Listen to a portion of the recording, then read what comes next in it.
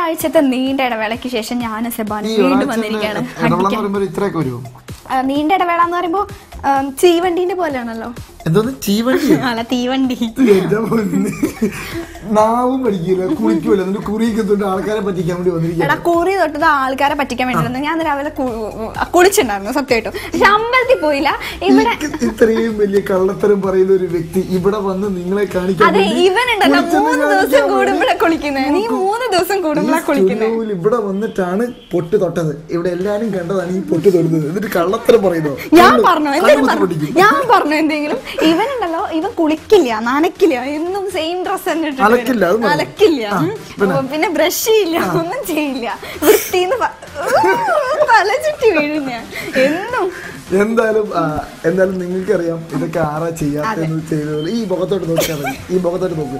എന്തായാലും ഞങ്ങള് ഈ ആഴ്ച നിങ്ങൾക്ക് ഒരുപാട് ഞങ്ങൾ തല്ല് ഫസ്റ്റ് തന്നെ തുടങ്ങിയിട്ടുണ്ട്. ഫൈറ്റ് ചെയ്ത് തുടങ്ങുമ്പോ ഭയങ്കര പഞ്ചാണ് ആ ഒരു സാധനത്തിന്. ലാസ്റ്റ് എന്റെ കയ്യിൽ നിന്ന് ഒരെണ്ണം മേടിക്കുമ്പോൾ നല്ല. അതെ, ഇവനാണ് എല്ലാ പ്രാവശ്യം എന്റെ കയ്യിൽ നിന്ന് മുതുകിലിട്ടുണ്ട് കിട്ടാറ്. ചെണ്ടക്കുട്ടി. അപ്പം ഈ ആഴ്ച നമ്മളത് ആരെ സ്വാഗതം ചെയ്യണ്ടേ? നമ്മളൊരു പ്രോഗ്രാം ആകുമ്പോ എന്താണ് സെബാൻ, എന്താണ് നീ പഠിച്ച് അല്ല, എനിക്ക് ഹൈറ്റ് കൂടി വരുന്നതല്ല ഇവിടുത്തെ പ്രശ്നം.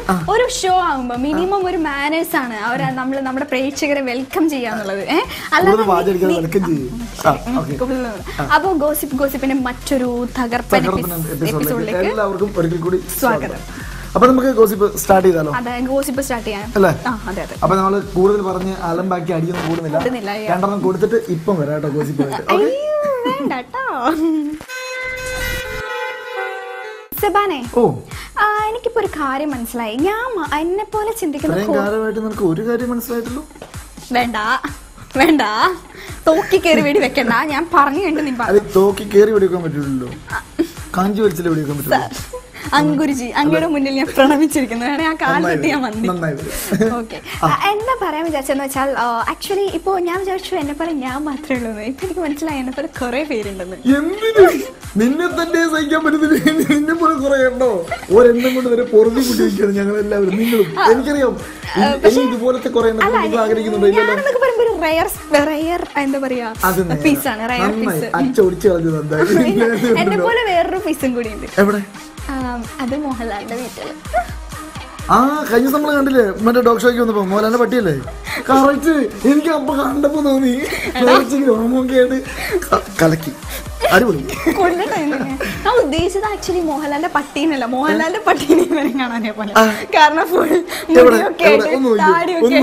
ഇതുപോലെയാണ് മോഹൻലാലിന്റെ പട്ടി ഇരിക്കുന്നത്. ഇങ്ങനെ ചുമ്മാരുന്ന് പോകുന്നു പറിച്ചോണ്ടിരിക്കുന്നത്. എന്നെ പോലെ കഴുത്തിന് അതേപോലെ ഒരു മാലയൊക്കെ കിടക്കുന്നുണ്ട്.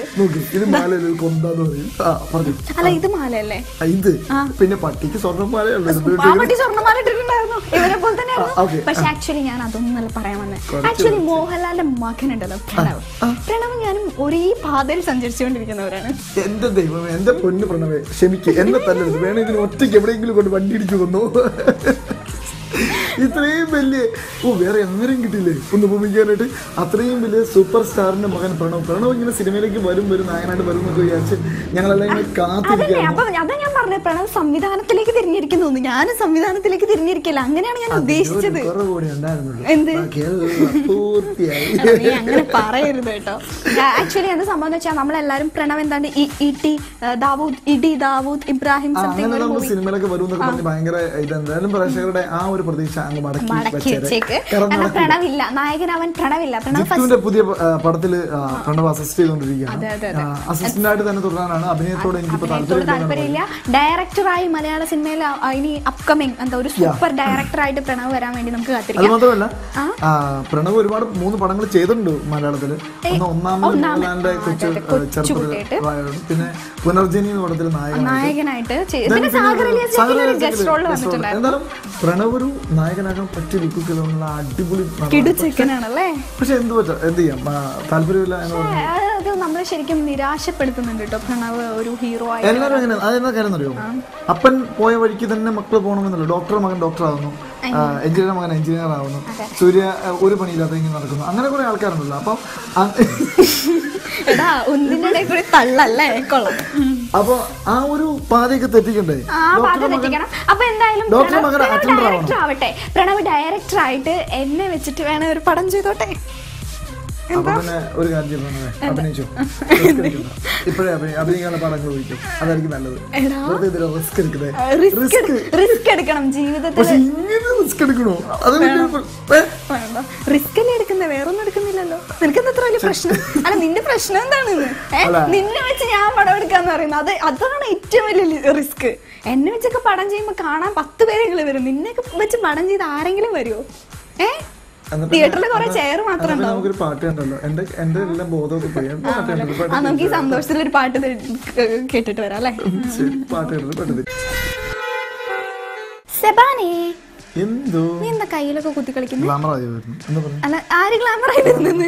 നീ ഇങ്ങനെയൊന്നും പറയല്ല. ആക്ച്വലി എന്താ പറയാ, എടാ എന്റെ സൈസ് 0 അല്ലേ, 0 സൈസ് അല്ലേ, ഞാൻ സുന്ദരിയല്ലേ?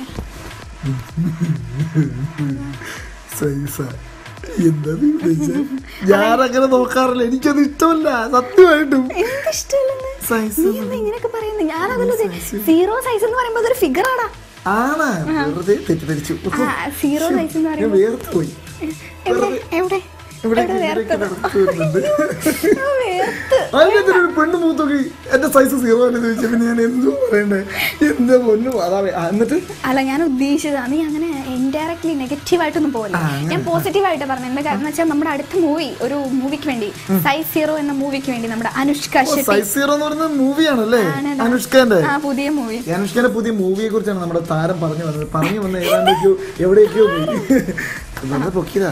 ചായ മേടിച്ചേർന്നെ പരിപാടിയായി. എടാ, താരമല്ലടാ, ഞാൻ സൂര്യൻ ഒന്നേ ഉള്ളൂ. താരങ്ങൾ കുറെ ഉണ്ട് മോനെ, അത് നീ മറക്കണ്ട കേട്ടാ.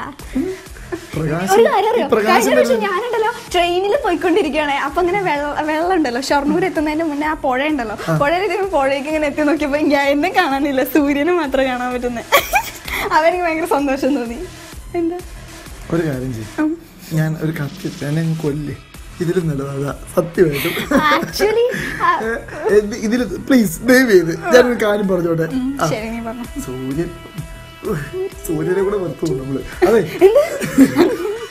അപ്പൊ നമ്മൾ എന്താ പറഞ്ഞത്, അനുഷ്കയുടെ പുതിയ പടത്തില് അനുഷ്ക വണ്ണമൊക്കെ കുറച്ച് എന്താ പറയാ, അനുഷ്കയുടെ പ്രത്യേകത ഉണ്ട്. 6 അടിന്റെ അടുത്ത് കയറ്റുണ്ട് ഒരു ആണിന്റെ ബോഡി ഷേപ്പാണ് അനുഷ്ക, ഒത്ത ശരീരമൊക്കെ ആയിട്ട്. അപ്പൊ എന്താണ് അനുഷ്ക ബോഡിയൊക്കെ മെയിൻറ്റെയിൻ ചെയ്ത് അതൊരു ജിമ്മിനെയൊക്കെ ബേസ് ഫിറ്റ്നസിനൊക്കെ ബേസ് ചെയ്തൊരു മൂവിയാണ്. ഭരത്താന്ന് തോന്നുന്നു അല്ലെ? ഭരത്തുണ്ട്, പിന്നെ ഉർവശി ഉണ്ട്, പിന്നെ ശ്രുതി ഹാസൻ ഒരു ഗസ്റ്റ് റോളിൽ വരുന്നുണ്ട് മൂവിയിൽ. അങ്ങനെ ഒരുപാട് പ്രത്യേകതകളുള്ള ഒരു മൂവിയാണ്. 0 ഫിറ്റ്നസ് സൈസ് 0 നിങ്ങൾക്ക് കാണണ്ടേ? നമുക്ക് വെയിറ്റ് ചെയ്യാം. ആർക്കും കാണണ്ടേ? അത് പറയണം കേട്ടോ. മൂവി കാണാൻ ഫസ്റ്റ് ഷോക്ക് ഞാൻ ഓടിപ്പോയി ടിക്കറ്റ് എടുക്കുന്ന കണ്ടിട്ടുണ്ടെങ്കിൽ നമുക്ക് ഈ മൂവിക്ക് വേണ്ടി വെയിറ്റ് ചെയ്യാം. അപ്പൊ നമുക്ക് ഗോസിപ്പ് വൈൻഡ് ചെയ്യാം. സെബാനെ, നീ ഇങ്ങനെ ഇടയ്ക്കിടയ്ക്ക് ഫേസ്ബുക്കിൽ പോസ്റ്റ് ഇടുന്നൊക്കെ ഞാൻ കണ്ടിട്ടുണ്ടല്ലോ. വിത്ത് മൈ സ്വീറ്റ് ബെസ്റ്റി എന്താ അപ്കമിങ് സ്റ്റാർ എന്നൊക്കെ പറഞ്ഞിട്ട് എന്നെ കുറിച്ച് നിന്നെ കുറിച്ച് എന്താ ഇടാത്ത എന്താന്നല്ലേ? ഞാൻ എപ്പോഴാ ഇതൊക്കെ ഞാൻ ഇടാറുണ്ടല്ലോ. ഞാനിപ്പോ ലാസ്റ്റ് മറ്റേ ഫയർമാന്റെ മമ്മൂക്കനെ ഇന്റർവ്യൂ ചെയ്തപ്പോ ഞാൻ ഇവിടെ നിൽക്കുന്ന ഫോട്ടോ ഇട്ടായിരുന്നു ഫേസ്ബുക്കിൽ. എനിക്ക് കണ്ണു തട്ടുന്ന ഒരു സമയം വരുമ്പോൾ ഞാൻ ഇവിടെ നിൽക്കുന്ന ഫോട്ടോ ഇടാം. കണ്ണു തട്ടാതിരിക്കാൻ ഞാൻ അത് ആരാണ് കാണാൻ സുന്ദരി, ആരാണ് കാണാൻ കൊള്ളാത്തത്? എടാ, നിനക്ക് നിന്റെ ഫേസ് കണ്ടിട്ടുണ്ടോ? ഒരു കൂറ മൂക്കും, ഒരു ചമ്മിയ ഒരു കണ്ണും. ഈ ഫേസിന് ആരാധകരോ? അപ്പൊ എനിക്കൊക്കെ എന്തായിരിക്കും അല്ലേ? സത്യമായിട്ടല്ല, നിനക്ക് എല്ലാരും പറഞ്ഞറിയോ, മുഖവും. സൂര്യന്റെ മുഖത്ത് ഒരു കാര്യം മാത്രമല്ല, നാക്ക്. 1.5 കിലോമീറ്റർ മുഖത്തല്ലാതെ പിന്നെ കയ്യിന്റെ തുമ്പത്താണ്. എന്തോ പറഞ്ഞു വന്നത്? അല്ല, എന്തായിരുന്നു ഉദ്ദേശിച്ചത്? ഒന്നും ഉദ്ദേശിച്ചില്ല, പറഞ്ഞു വന്ന ഇത്രയേ ഉള്ളൂ. ഭയങ്കര ആരാധകര്, നടിമാർക്കൊക്കെ ഭയങ്കര ആരാധകന്മാരായിരിക്കും കൂടുതൽ. പക്ഷെ ചില നടിമാർക്ക് ആരാധകന്മാര് കൂടുതൽ. അങ്ങനെ ഒരു നടീനെ ഞാൻ ഇപ്പൊ പറയാൻ പോവാണ്. ആരാധികമാര് കൂടുതൽ ഉള്ള ഒരു നടിയുണ്ട്. അത് ആരാന്നറിയോ? നിങ്ങൾക്ക് എല്ലാവർക്കും അറിയാവുന്ന നമ്മുടെ മലയാളത്തിൽ നിന്ന് തെലുങ്കിലേക്കും തമിഴിലേക്കും എല്ലാം ഓടി ഓടി ഓടി ഓടി പോയ നമ്മുടെ സ്വന്തം നയൻസ് ആണ്. നയൻസിന് ആരാധകന്മാർ മാത്രമല്ല ആരാധികമാരും അതും ആരാധികമാര് പുറത്തല്ല, സിനിമയ്ക്കുള്ളിൽ തന്നെ. എന്തായാലും ആരാധിക നമ്മുടെ വേറെ ഏറ്റവും ലേറ്റസ്റ്റ് ആയിട്ടുള്ള ആരാധിക ഇഷ ആയിഷ എന്നാണ്. തട്ടത്തിൻ മറത്തിലെ ആയിഷയാണ് നമ്മുടെ ഇഷ തൽവാർ. ഇഷ തൽവാറിന് ഭയങ്കര ഇഷ്ടമാണ് നയൻതാരനെ. ഭാസ്കർ ദി റാസ്കലിന്റെ ലൊക്കേഷനിൽ വെച്ച് നയൻതാരനെ കണ്ടപ്പോൾ പുള്ളിക്കാരി പോയി ഫോട്ടോ ഒക്കെ എടുത്ത് ഫേസ്ബുക്കിലിട്ട് oh my God I am so happy എന്നൊക്കെ പറഞ്ഞ് വലിയ കാര്യത്തിലൊക്കെ പോസ്റ്റ് ചെയ്തിട്ടുണ്ടായിരുന്നു. തന്നെക്കാളും കൂടുതൽ സൗന്ദര്യമുള്ള ആൾക്കാരെ ഓട്ടോമാറ്റിക്കലി തോന്നും.